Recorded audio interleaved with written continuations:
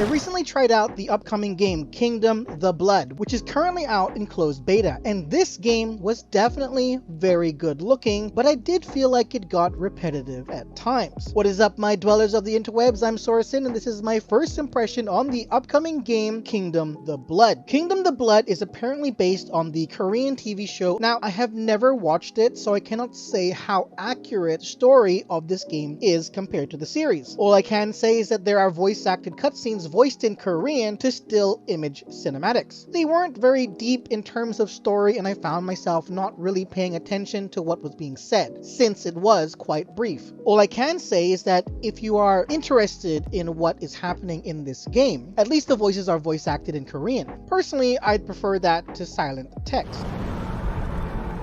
아참, 안현대감도 만나셨다지요. 상중이시라 들었는데 어찌 세자와 이곳까지 오시게 된 건지 모를 일이군요.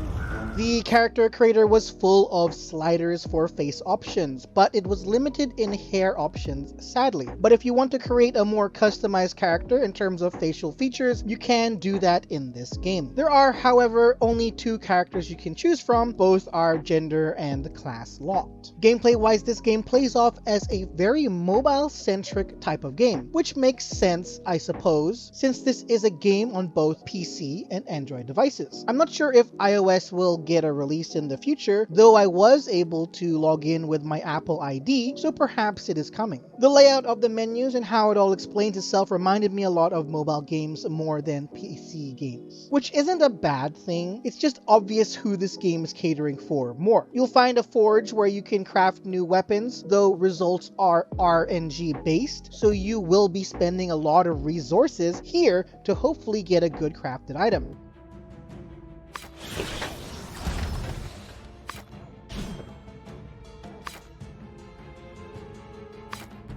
You can also upgrade your items as well to increase their effectiveness. Along with the main campaign, there is also a raid boss and PvP system in the game as well. I tried to get into a raid boss match, but spent a lot of time in the queue, so I wasn't able to experience it, sadly. But I hear that it's a 4-player versus a boss kind of situation, and it can be pretty challenging. There is also a 1v1 PvP for those that want to test their strength against other players. The main campaign plays out where there's 2 levels to progress through before reaching the boss for that chapter. You must progress through the first 2 levels and then take on the boss. During those 2 levels, you will have opportunities to choose what you would like to focus on gathering more for that level. For example, focusing on spirit drops instead of health, or you can go the balanced route if you want a mix of health and spirit loot. Spirit and health can be looted from dead bodies, and the spirit can be used to buy buffs for your character. These could be damage boosts or recovering health.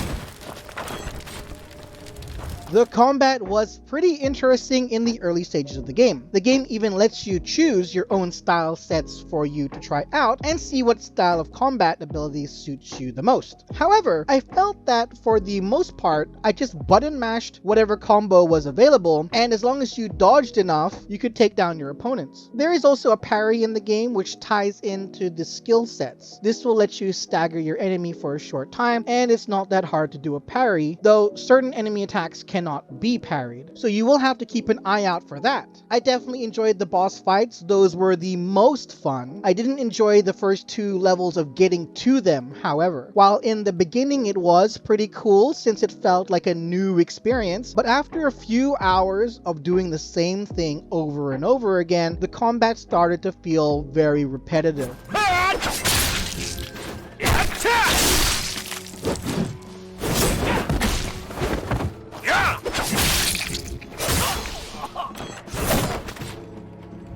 The audio for the game was loud, very loud. I turned everything up to max volume to see how good the sound was, and even with my speakers at 20 to 30% volume, I felt like the in-game volume was super intense. The combat effects were incredibly punchy, and all the combat scenarios sounded like I was really in a combat situation with zombies and swords. It was actually very cool. I did enjoy the audio for the game. It was very immersive. The visuals for the game were confusing for me. In some parts of the game, they looked amazing, but in other parts, it looked a bit off, especially the early scenes with the zombies and the wheat. The environment just looked funny to me. It wasn't quite as high quality as I was expecting, but the combat animations and blood splatters were impressive. And I also liked how the snow was on the shoulders of your character when you were in snowy areas of the game. That was a nice touch. Overall, I did enjoy my time in Kingdom the Blood. While it wasn't completely my type of game, the overall experience was still fun. But like I said, I felt like the combat did get a bit repetitive after a while. The bosses were super fun though. Just getting to them did feel like quite the slog. Because of that, I feel like the game deserves an overall score of 7 out of 10. Not the best game I've played, but it's not terrible, that's for sure. If anything, this game has made me curious about the TV show. I might just have to check that out. So there you have it. That's my first impression on the game Kingdom the Blood. Thank you for watching. I'm Sorasin. Have a fantastic day. Please drop a like and subscribe to the channel if you enjoyed my content, and hit that bell icon to stay up to date on all my upcoming videos. If you're watching this on taptap.io or on the TapTap app, I hope you'll consider following my profile as well. Bye bye!